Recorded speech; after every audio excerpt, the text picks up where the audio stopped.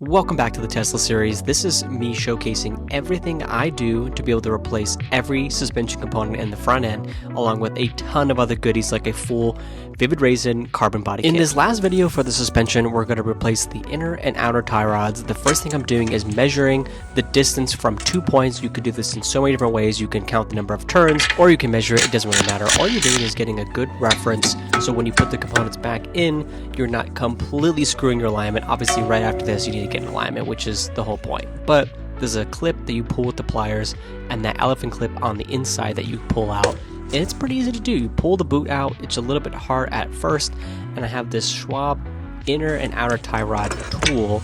It's specifically for inner tie rods that have that little notch. They're impossible to get a wrench on, so you would have to have a tool like this.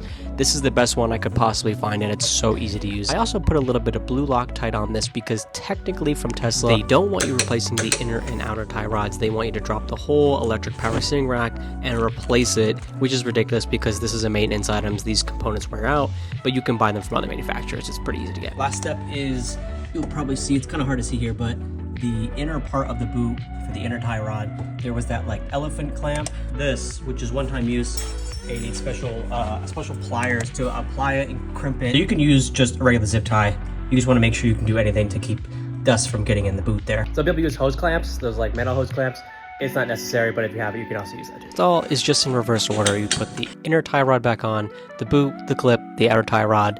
You measure how the distance is before you put the locking nut on there, and you pop it into the knuckle and you're set to go. Every single component in the entire front end is brand new except for these struts, but they're not leaking, and I'm gonna do coilovers once these go bad, but they're still in good shape, and I don't see signs of wear. The boot's in really good shape too, so everything else is brand new.